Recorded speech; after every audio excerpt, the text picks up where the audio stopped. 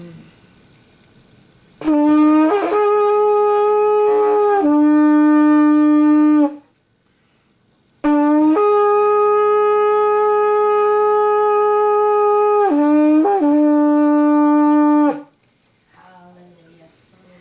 Shalom.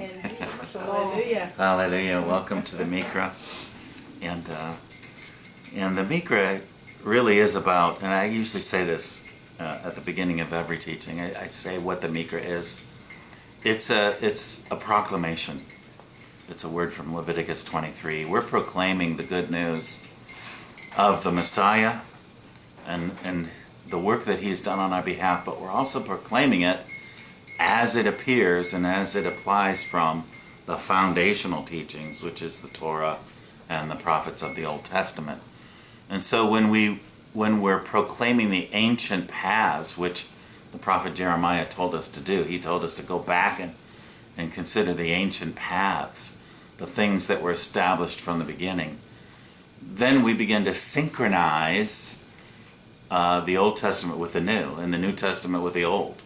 Because the New Testament doesn't stand on its own. We have to understand the foundation for it in order to understand what our Elohim, what our Creator God is doing on our behalf through His Son, Yahushua the Messiah. And so again, we're gonna look at Deuteronomy 10 today, which is the subject of the teaching. We've been going through the book of Deuteronomy and have noted that Moshe is retelling what happened, as the Israelites are getting ready to enter into the promised land after 40 years in the wilderness. He's telling them again the story of how it all came about, how the Father had delivered them and had given them his instructions at Mount Sinai and had led them for the 40 years through the desert. And last week we saw that Israel was continuously rebelling against the word of the Father. He said, "You're a hard-hearted, stiff-necked people."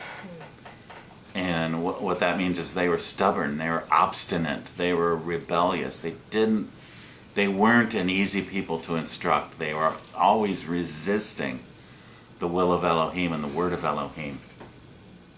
And so, when Moshe was up on the mountain for 40 days and 40 nights receiving the 10 words and getting instruction from the Father,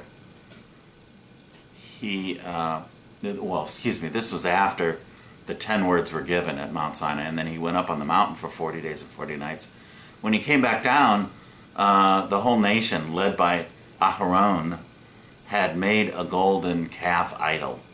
And they were all bowing down and worshiping it, and the Father was so angry with them that he wanted to destroy him at that time. And so it is that throughout the 40 years they continued to rebel. Little pockets of people would rebel against the Father. He would bring snakes and scorpions out to kill them, and pestilences and plagues. And all these different things, because the Father was continually provoked by our ancestors in the wilderness. And so also in Deuteronomy 9 we saw Moshe's intercessory prayer for the people of Israel. Because Elohim wanted to destroy them, Moshe went before him and prayed for them. And he called upon Yahuwah to remember the promises that he had made. And his reputation. He didn't want the nation speaking ill against Yahuwah, which they may have done had he destroyed the people right then and there. And he offered up Moshe to build up a nation from Moshe's seed. And Moshe said, "No, forgive this people. You are compassionate and forgiving, as you had said. And so don't let the rebellion of Israel cause you not to fulfill your promises to Abraham, Isaac, and Jacob." So that was kind of the essence of the prayer. And we looked at that last week. You can go back and, once I get this posted online, you can go back and hear that teaching again. So today, Devarim 10. What does Yahuwah want from us is the subtitle of this teaching today. What does Yahuwah want from us?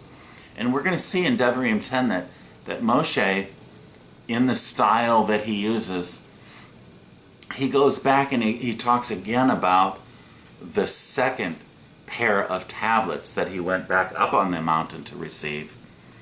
And so the style that Moshe uses is he talks about, coming down, smashing those first two tablets on the ground, and then smashing them to bits, crushing them, pulverizing them, and throwing them into the brook that came down the mountainside. And so in chapter 10, he's going to kind of go back again and talk about those two tablets. But he's going to bring in additional information about what the Father told him at that time. And so this pattern that he's following, and sometimes it's confusing and hard to follow, but he brings up a subject matter, and then he talks through that. And then he goes back and he brings up some additional information and works through that. And we keep kind of going back to the same time when the Father called him up the mountain a second time to write a second set of tablets, to write with his own finger the 10 words on those second set of tablets. So that's going to be the reason why we're reading what we do today. Some of it's a little bit of a repeat, but he adds additional information. And so at the core of this teaching today is, what does Yahuwah want from us? And so we're going to look at that, and that's going to be kind of the main focus of our subject today. But first, let's start at verse 1, Deuteronomy 10, verses 1 and 2. And at that time Yahuwah said to me, cut out for yourself 2 tablets of stone, like the former ones, and come up to me on the mountain, and make an ark of wood for yourself. I will write on the tablets the words that were on the former tablets, which you shattered, and you shall put them in the ark. Okay, so now he says, cut out for yourself 2 tablets. And I want to take a quick look at this word for cut out. It's very interesting, and it's informative that we understand the full range of meaning of the word cut out. It's the word pasal in the Hebrew. It's a verb. It means to hew out or to dress a stone or to chisel out. And the reason that it's an interesting word is because this is the same root word in a little bit different form. Same word though. Pasal is the word that we saw in the 10 Commandments, in the 10 words where he said, do not make for yourself an idol. It's the word idol. It's a chiseled or carved out statue, as it were, or it's a god. And the commandment is telling us not to chisel out something with our own hands that we're going to bow down and worship to. But the word chisel is not a bad word. It can be used in either of 2 different contexts. One, the carved out image that we're not supposed to bow down to, but also he told Moshe to carve out, using the same word, 2 stone tablets, and that's the only way I guess you can carry these big stones in your hand, is by chiseling them down into a form and into a size that you can handle, and so he tucked them under his arms and went up the mountain. So pesal means idol, or a chiseled out figure. And so the question raised is, what can we and what shouldn't we chisel out of stone? And I think I kind of already answered that question. We're not supposed to chisel out something, or out of either stone or wood or any other metal or fabric, I suppose. Anything that we intend to bow down to worship, because the Father doesn't want us to have some sort of physical representation of God. And this is the reason why he did not show himself on the mountain. He didn't want to give the people a thought or an idea of what they can chisel out or what they can carve out of wood so that they can bow down and worship him, because because those things aren't him. And if we're bowing down, and I know that there are people that bow down and worship and adore idols even today. And I, for one, would say this is wrong. This is what the Father exactly said not to do. We're not supposed to have something that is a reminder of who he is, so that we bow down before that object and worship it, even though we're saying, no, we're worshiping him because this object is representing him. He said, don't do that. That's not what I look like. That's not what I'm all about. I am the living Elohim. These things that you're carving out with your own hands are lifeless idols. They don't have any life. They don't have eyes to see. They don't have ears to hear, and so forth. They're worthless, and those who worship those things will become like them, as we mentioned earlier today. So those are the things that we shouldn't be hewing out of stone. But what can we carve out of stone? Well, tablets. And there are other things as well. People object to this idea of the carving of the cherubim that were put up on top of the Ark of the Covenant. And they say, well, why is that okay that the people were instructed to carve out these cherubim, but it's not okay to carve out an image that we put up on our fireplace mantle? The difference is that we're not worshiping the cherubim. The cherubim are there representing the picture in heaven, what it's like in heaven, where Elohim is there on the throne to be worshipped. The cherubim are kind of like his servants, as it were, and people aren't worshiping the cherubim or the angels. At least we're not supposed to.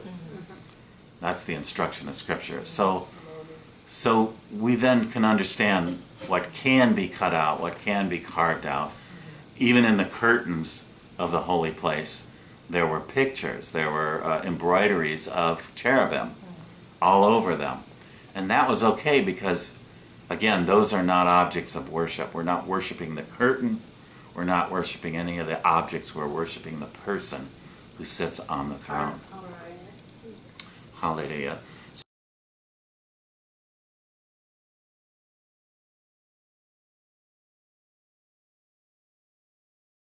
Back and take a quick look at Exodus 34 verses 1 through 10 right at this point, because this is the original account of the second tablets which Yahuwah commanded Moshe to bring up to the mountain. And so allow me, Exodus 34 verses 1 through 10. And Yahuwah said to Moshe, cut, and this is the same word, pesel, cut or carve out 2 tablets of stone like the first ones, and I shall write on these tablets the words which were on the first tablets, which you broke.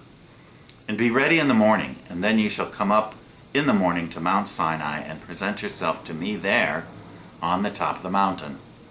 And let no man come up with you, and let no man be seen in all the mountain, and let not even the flock or the herd feed in front of that mountain. And he cut 2 tablets of stone like the first ones. And then Moshe rose early in the morning and went up to Mount Sinai, as Yahuwah had commanded him. And he took 2 tablets of stone in his hand. And Yahuwah came down in the cloud and stood with him there and proclaimed the name Yahuwah.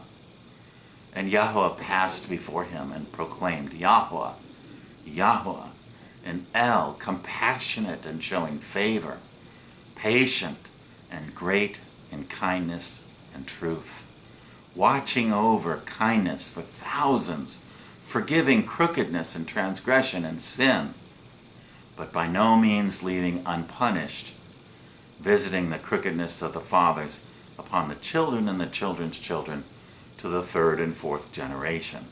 And Moshe hurried and bowed himself toward the earth and did obeisance. He bowed down and he said, if now I have found favor in your eyes, Yahuwah, I pray, let Yahuwah go on in our midst, even though we are a stiff-necked people, and forgive our crookedness and our sin, and take us as your inheritance. And he said, see, I am making a covenant. Before all your people I am going to do wonders, such as have not been done in all the earth, nor in any nation, and all the people among whom you are shall see the work of Yahuwah, for what I am doing with you is awesome. And so in Devarim 9 we saw a little bit more of the content of Moshe's prayer for the people, where he begged Yahuwah not to destroy them. But here he kind of says it in a word. He says, if I have found favor in your eyes. This is the same prayer, but it's put in a little bit different words here as it was in Deuteronomy chapter 9. He says, even though we are a stiff-necked people, go on in our midst. He's saying, don't destroy the people at this time, and be with us as you promised. Be our Elohim. Forgive our crookedness and our sin, and take us as your inheritance. And so this is the Exodus version of Moshe's prayer of intercession, which we saw in Deuteronomy 9. So really the character of Elohim, and then I'm going to move on back to Deuteronomy 10. The character of Elohim is shown in the words that Yahuwah spoke about himself, and we emphasized this last week, and now I emphasize it again here. He said, Yahuwah, Yahuwah, and El, compassionate and showing favor, patient and great in kindness and truth. And this is what Moshe spoke back to him. You know, you are an Elohim of compassion. You said so yourself, if I can put it in my own words, to paraphrase Moshe. You said that you're patient and forgiving and compassionate. So now, even though your people have rebelled against you and you want to destroy them, show forth this compassion that you said you are, and this forgiveness, and allow your people to live, and perhaps some of them will find repentance. And this is the whole reason that he forgives us, is so that we'll turn to him, and then we'll love him, and we'll be coerced, as it will, in a good way, to do his will.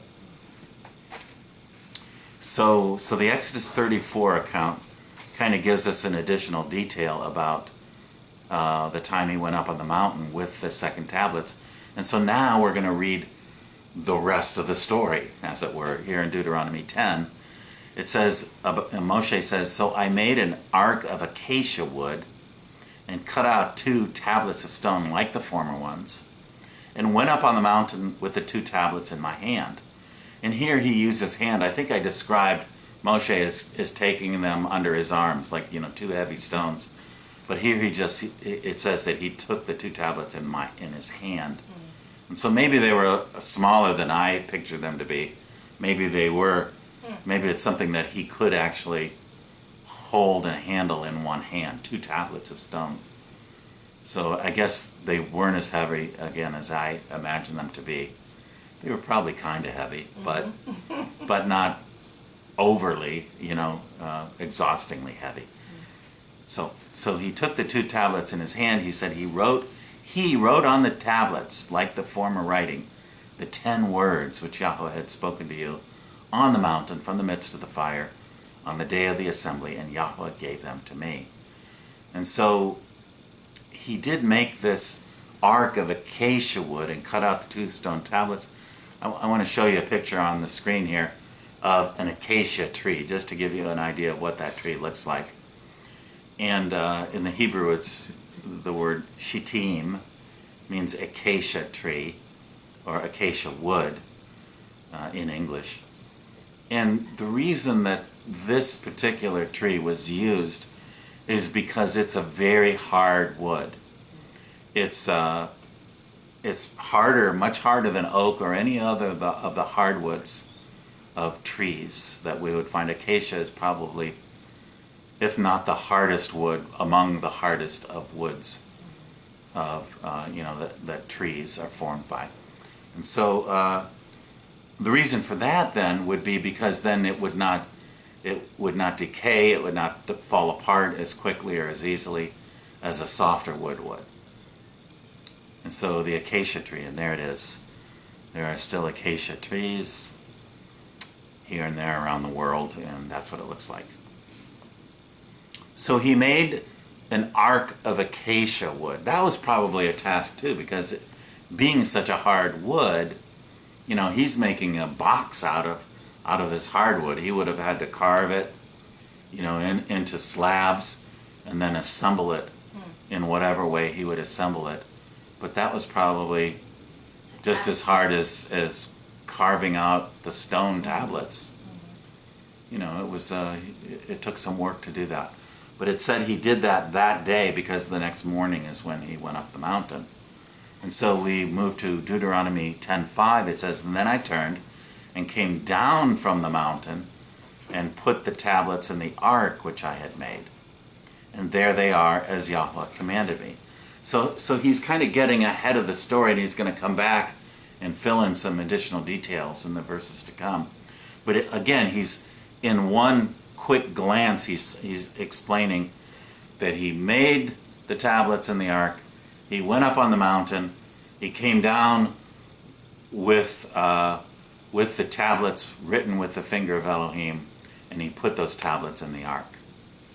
And so that's the import here. So now he's going to go back again, and he's going to talk about the tablets and then the conversation he had with Yahuwah in just a minute. And then he says, "Now the sons of Israel set out from Beerot, Bena Yakin, to Mosera, and there Aharon died, and there he was buried.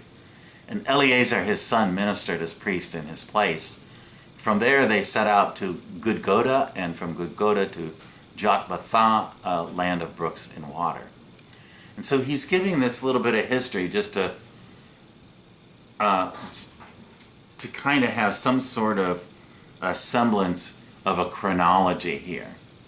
After the two going up the mountain experiences, and he came down with the ark and with the two tablets which he put in the ark, then it says they set out. Then Israel set out and went to these various places, and then Aaron died, as we know, and Eleazar became the high priest in his place. And then he says at that time, Yahuwah set apart the tribe of Levi, or Lui, to carry the ark of the covenant of Yahuwah, to stand before Yahuwah, to serve him and to bless in his name until this day. And therefore, Levi does not have a portion or inheritance with his brothers. Yahuwah is his inheritance, just as Yahuwah your Elohim spoke to him. And so again, he summarizes these events that happened after the experiences at Mount Sinai and Moshe going up 2 different times to appear before Yahuwah. So now he's going to go back to the mountain again. And this is where it confuses people, the chronology of events, because he's talking about these events, following through a certain chronology, and then going back again to that beginning point and talking in more detail about when he came down the mountain with the 2 tablets in his hand. So here it is in verses 10 and 11. He says, "I moreover stayed on the mountain 40 days and 40 nights like the first time." So here we're going back again to his second excursion up the mountain to appear before Yahuwah. "And Yahuwah listened to me that time also.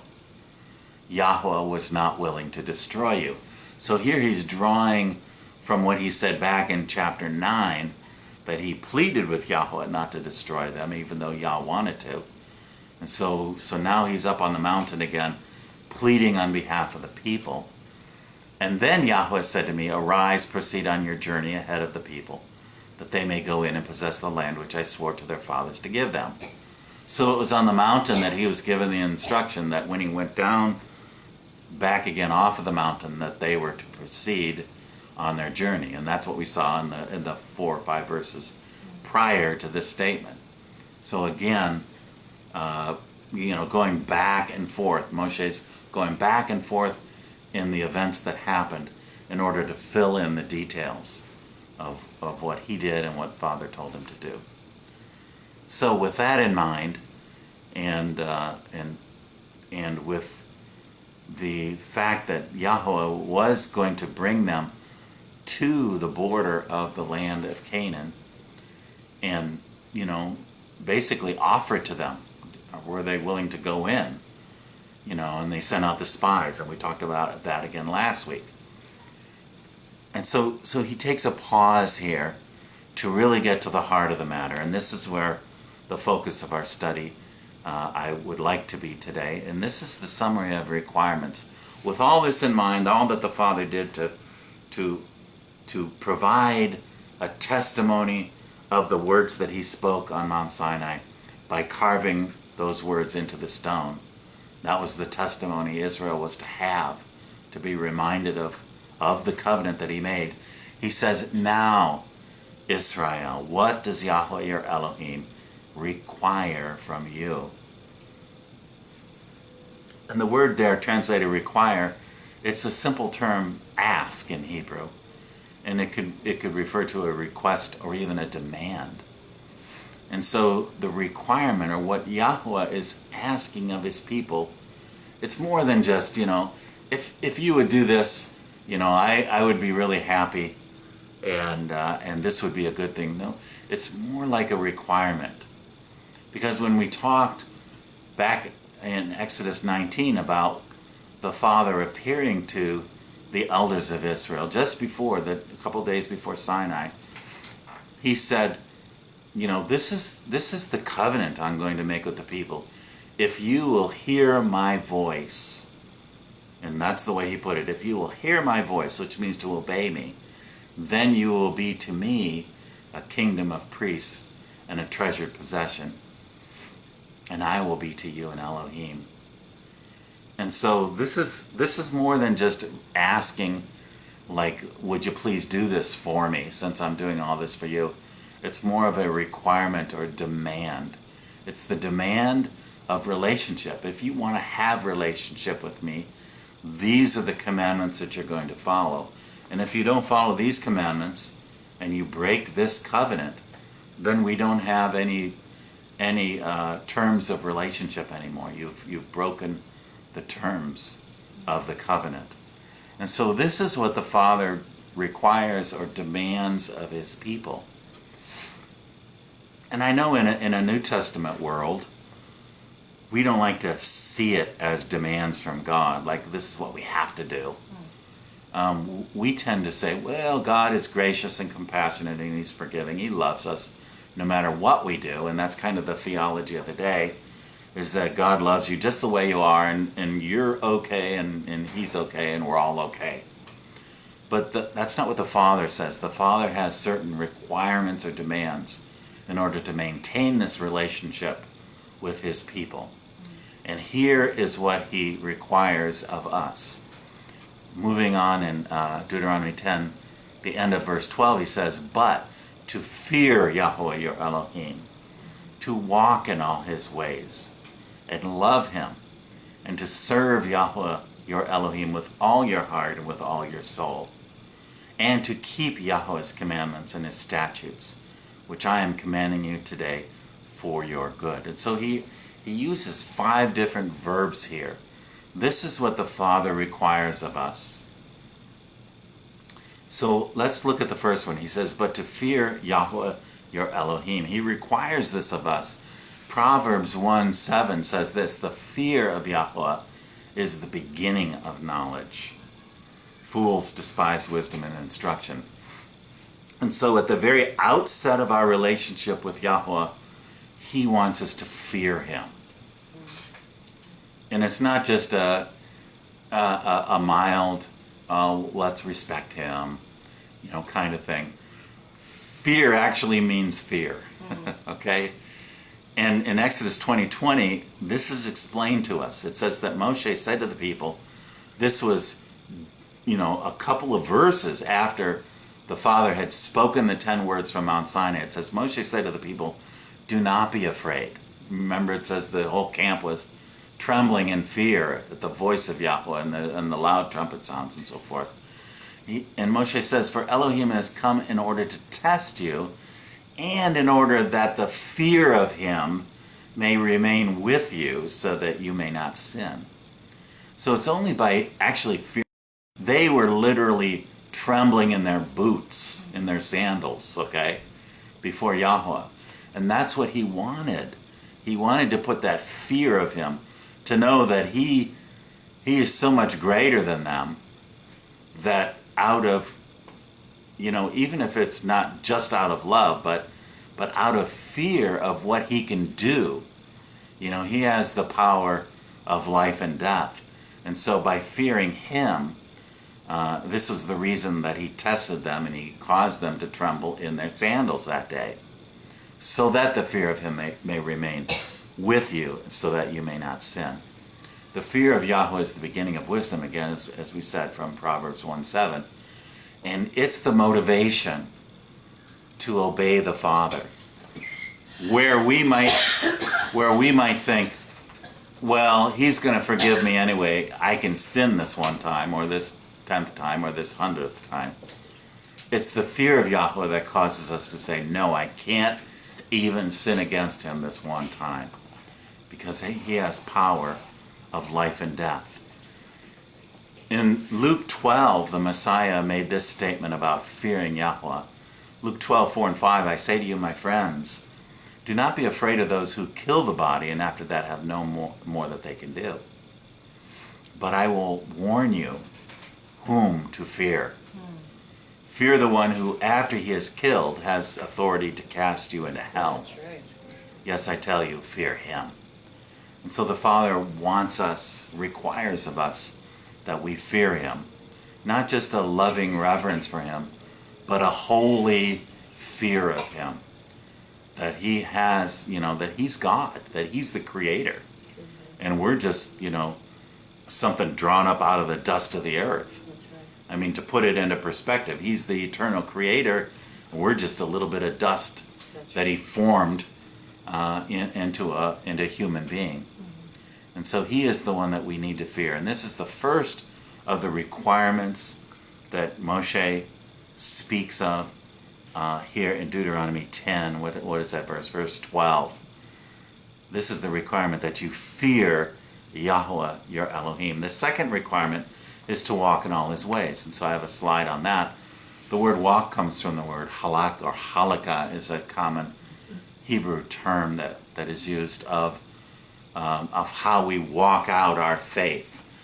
Halakha literally means our way of life. That's the way it's understood in Jewish circles, is that the halakha, in other words, the instructions that he's given us, are the way we're to walk out our faith.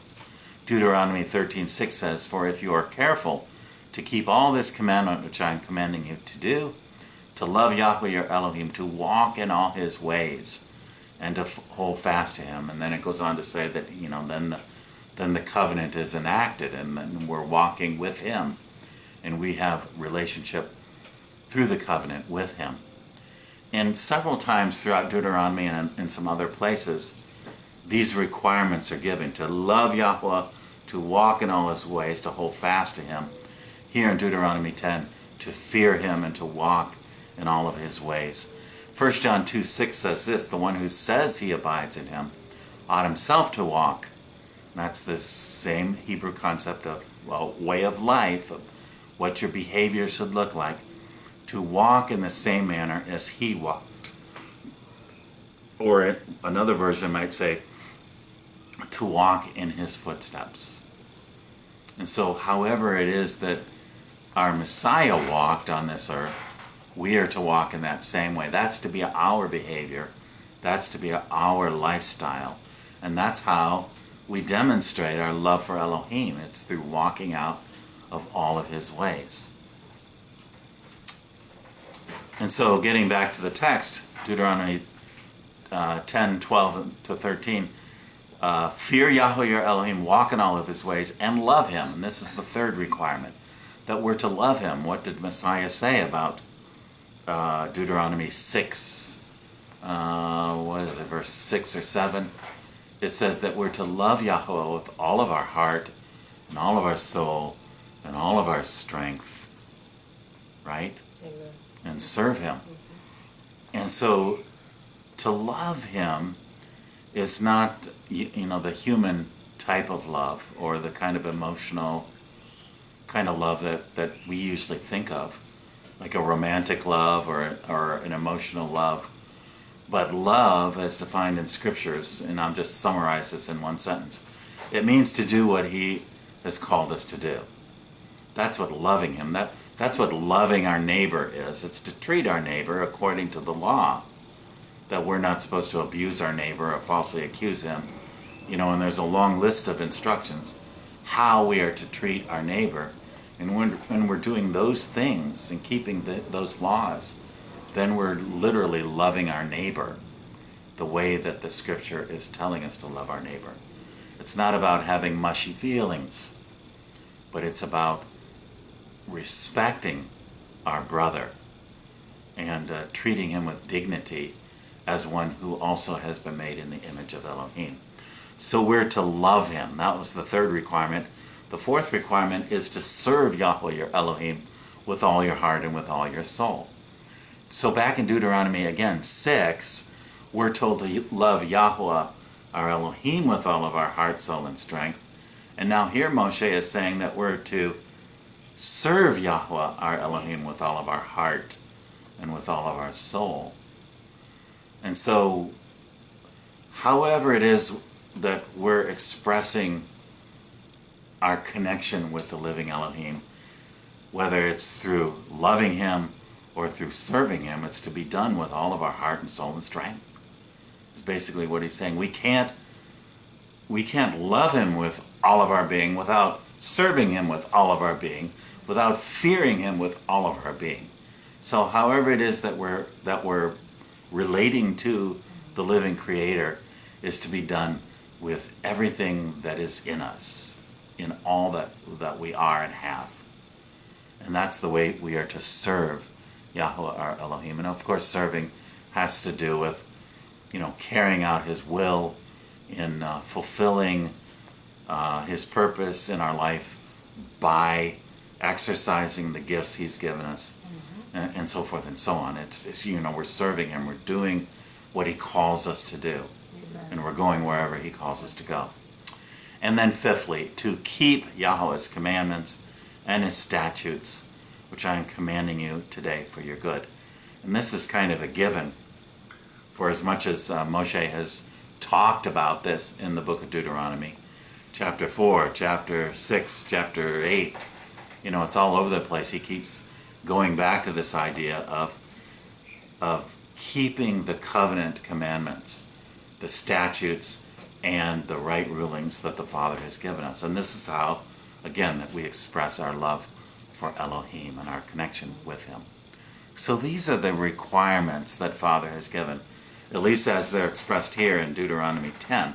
Now there are other places, we're going to look at a couple of them, where some additional detail and information is given about what he requires of us. And the first one that came to my mind was the passage from Micah 6. Micah 6 verses 7 and 8, where the requirements of Elohim are given. It says, "Does Yahuwah take delight in thousands of rams and 10,000 rivers of oil? Shall I present my firstborn for my rebellious acts, the fruit of my body for the sin of my soul? He has told you, O man, what is good." And what does Yahuwah require? And this is actually a different Hebrew word than we saw in Deuteronomy 10. But it means basically the same thing. It's something inquired or demanded of, something searched for. It's what Yahuwah is searching for in us. He's looking to see if we have these qualities as those who rightfully belong to the family of Elohim. So what does Yahuwah require of you? And here he mentions three things: but to do justice, mishpat, that's a righteous judgment, decision making about our fellow brothers; to love kindness, and the word kindness there is the Hebrew word chesed, and we see that in the Psalms, where he says his mercy endures forever. That's the word chesed. It's a loving kindness. Chesed is a word that refers to love in relationship with people. People that you have relationship with, there are certain actions and words and qualities that you show forth to them and that you attribute to them. So kindness or love, another translation says loving kindness, another says kindness, another says mercy, another says love. So they're all kind of a definition of what it means to have love in relationship with another human being, or even a love for Elohim. So we're to love this kind of love, is basically what he's saying. Because the word there, to love kindness, to love, is the word ahav. We're to ahav chesed. We're to love loving kindness, which is kind of an emphatic way of saying, that, again, with all of our being, this is the way we express relationship with our friends, with people that we have connection with, whether it be Elohim or people. So we're to love kindness. And thirdly, to walk humbly with your Elohim. So these, and that's pretty straightforward. Humbly means we're not proud. We humble ourselves before him because he is so great. And so this is another expression of the requirements of Elohim. And when we go throughout the Torah and the prophets, we're going to pick up maybe some additional words that describe for us how we express our relationship with Elohim and what requirements, the things that Father is looking for in us, in our character, in our behavior, in our speech. And these are the things that he's looking for. He's looking for these expressions of himself, because all of these requirements that he has of us are also attributes of himself. He wants us to be like him. If I can just sum it up in one sentence, he wants us to be like him. He wants us to have his mind and his heart. And this is what he's looking for in us. And this is the reason we go to him in the first place, and why he has provided redemption, so that we can become like him, because this was the whole purpose of his creating us, is so that we can fellowship with him and be like him as human beings made in the image of Elohim. He wants that fallen image due to sin to be restored, so that we're actually being like him again, without sin in our lives, but expressing the same kind of love and compassion and the rest of these attributes that Elohim has. One more passage and then we'll move on. Ecclesiastes 12, verses 13 and 14. This is another expression of the requirements that the Father has on his people. It says the conclusion, these are the last two verses of Ecclesiastes. The conclusion, when all has been heard, is fear Elohim and keep his commandments, because this applies to every person. So again, fear Elohim, keep his commandments. These are two we already saw in some of the previous passages. This is what the Father requires, fear and guarding his commandments. For Elohim will bring every act to judgment, everything which is hidden, whether it is good or evil. So now the motivation. Why should we obey Yahuwah? And why should we have these attributes in our life? First of all, he points out in Deuteronomy 10:14, behold, to Yahuwah your Elohim belong heaven and the highest heavens, the earth and all that is in it. So the thought behind this is that Yahuwah has created it all. He owns it all. It all belongs to him. And when we start to think that, this is my world, this is my body, I'm going to do what I want, I'm going to live how I want to, then we're not acknowledging that he's the creator. We're actually denying who he is, and denying that everything we are and everything we have comes from him. And so the first motivation to obey him is to recognize, first of all, through that fear of him, that everything belongs to him. He owns it all. And this is why we should obey him. And if this were not enough reason to obey him, in verse 15 he gives yet a second reason. It says, yet on your fathers did Yahuwah set his affection to love them. And he chose their descendants after them, even you above all peoples, as it is this day. And so the second motivation for loving him is because he chose us. He wants to do good to us. He chose us from out of the nations to redeem us, to rescue us, to deliver us, to provide a good life to, and all the blessings that he intended to give to mankind since creation. And so he loves us. This ought to be some sort of motivation for us to love him back and to obey him. Yahuwah is more than just the creator. He set his affection on us. He wants to bless us. So who wouldn't want to serve this one who reaches out to bless us? Amen. It doesn't seem like it would be logical or reasonable for us to say, well, I'm still going to go my own way. And I'm going to do my own thing, and I'm going to walk in the path that I have chosen for myself. Even though he's told us where that leads. You know where the road goes and where it ends. To paraphrase again. What going your own way is going to lead you to is death. But I want to give you life, and I want to give it to you in abundance, is what the Messiah said. And so the Creator chose us, and this is motivation to obey him. So, response to that. So, circumcise your heart and stiffen your neck no longer. And in the Hebrew, it's kind of graphic. They use the word circumcise here, but in the Hebrew it says literally cut off the foreskin of your heart. Again, a clear reference to the physical circumcision that the male was to undergo at 8 days old, as was given to Moshe, commanded to Moshe. Actually, that was commanded to Abraham, wasn't it? It was pre-Moshe. So Abraham was given the covenant of circumcision, which was another sign of the relationship that Abraham had with Elohim, that he would cut off. And the actual meaning behind the physical circumcision is the circumcision of the heart. Because if we're willing to cut flesh off in order to serve him, in order to do what he instructs us to do, then our heart is also circumcised. Because the circumcision of our heart means to cut off any part of our mind or our heart, our will, to go our own way.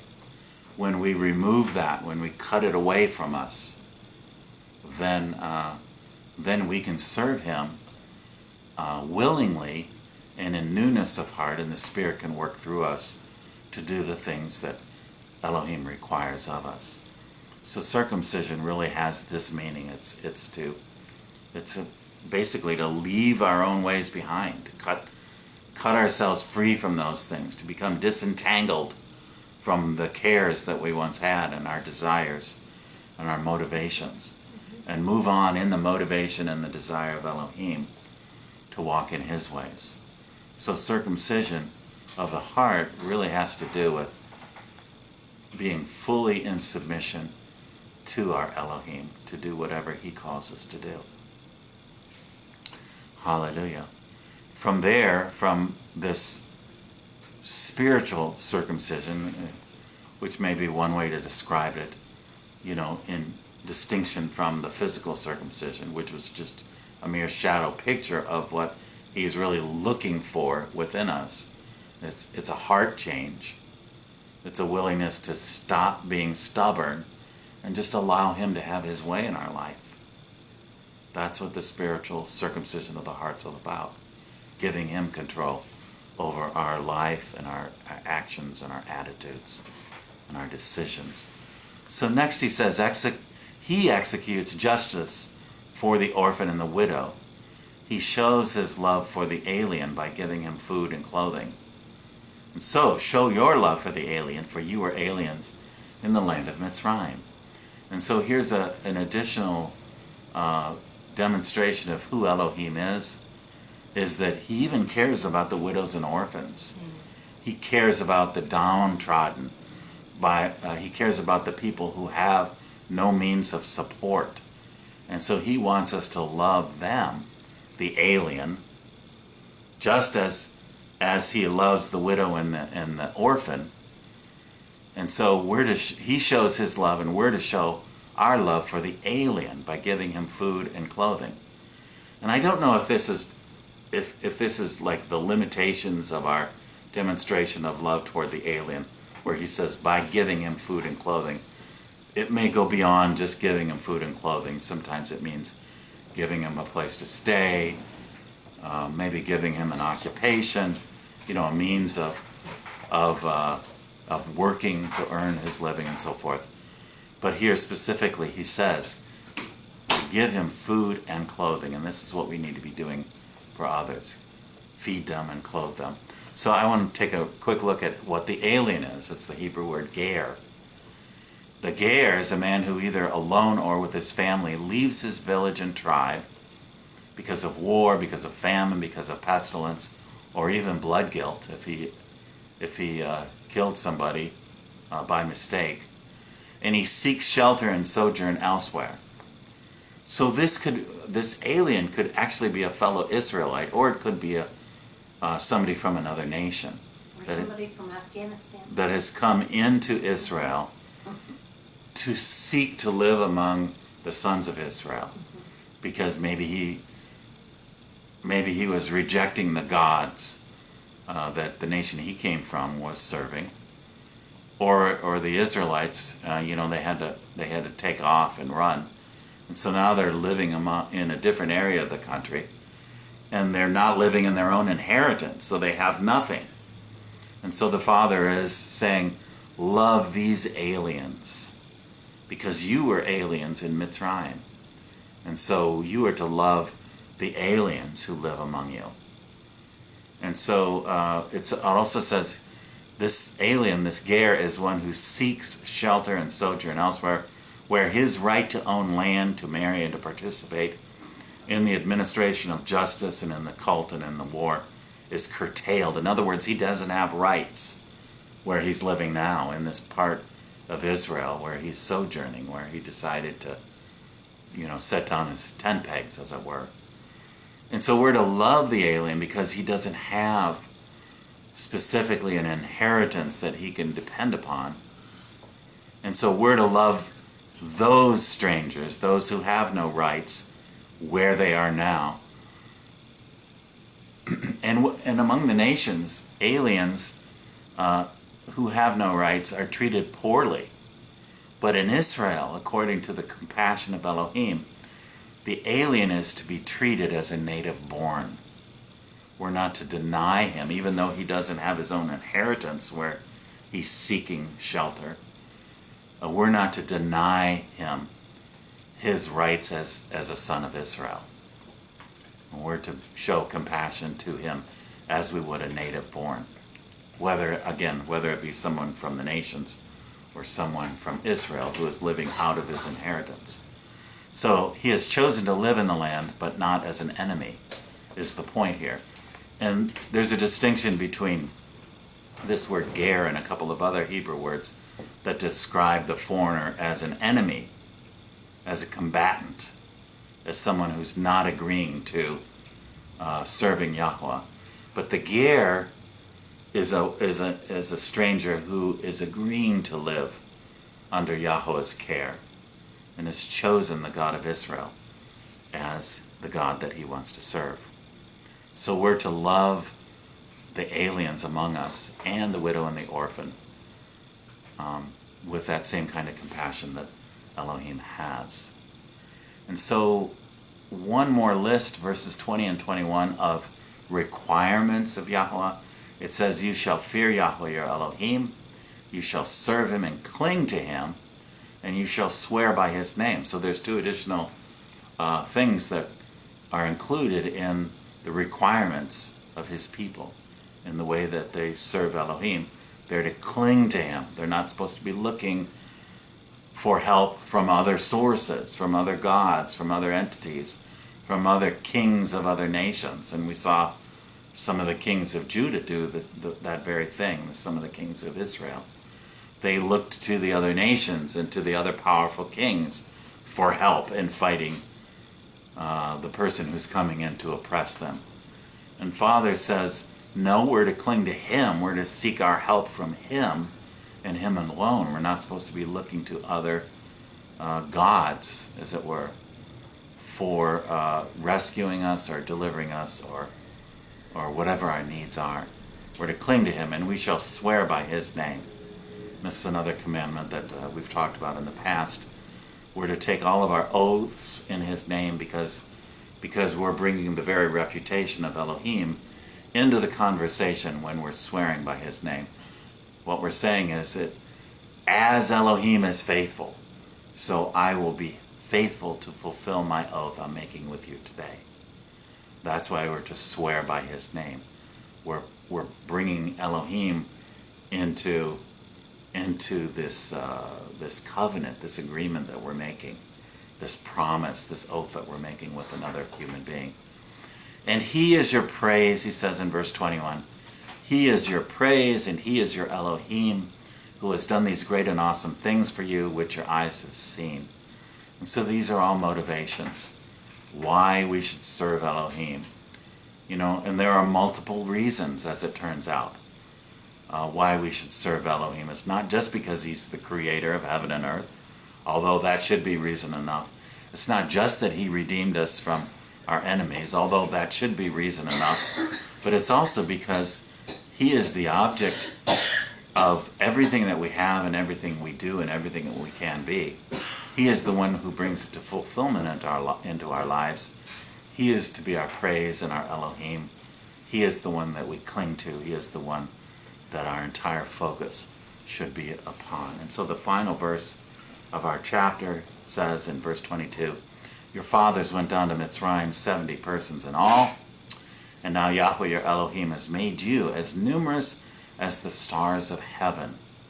And so by this I take it that what Yahuwah promised to Abraham, and He gave him a number of different promises that his descendants would be as numerous as the stars in the heaven and as the sand is on the seashore. Now, at this point in time, as they're about ready to enter into the land, which He promised Abraham, now this promise is already fulfilled. Yahuwah has so increased and multiplied His people that it's like there's so many of them you can't count them. Although they did actually count them. They took a census and each of the tribes was counted. But they're numerous, like the stars of the heaven, and this is the promise that Elohim made to our ancestors. And at this point in time, it is fulfilled. So Yahuwah, not only for all of those other reasons, but now because He's beginning to fulfill the promises that He made, that He is the one that we should worship. So my summary slide here of chapter 10, Deuteronomy, the words written by the finger of Elohim stand as a witness of the covenant requirements, not as suggestions or goals to meet. The Ten Commandments aren't something that we should say, yeah, one day, it may be far off in the future, I'll actually be able to keep them all. The Father, right at the outset of our relationship with Him, says, you are required to keep all of these commandments. It's not supposed to be something that we work our way into and we gradually over time figure out how to do it. No, the commandments are clear and simple. They're not too difficult to do. They're not to be grievous to us, but they're simple instructions that we're capable of doing. And this is how we keep covenant with Him, by seeing them as requirements and not as just suggestions for our life. So there are also many reasons why we should submit to Yahuwah, and I just described those toward the latter half of our study today. Yah is fulfilling His promises, so let's put ourselves in a position to be included among those who receive those promises. And again, Yahuwah was taking that whole, countless number of people into the land so that they could inherit the promises that He made to Abraham, Isaac, and Jacob. So let's be among those who receive the promises. And the way to do that is to regard those requirements of the Father. Amen. In our relationship with Him. And that's what I have for you today, Deuteronomy 10. I hope it was helpful and maybe a blessing.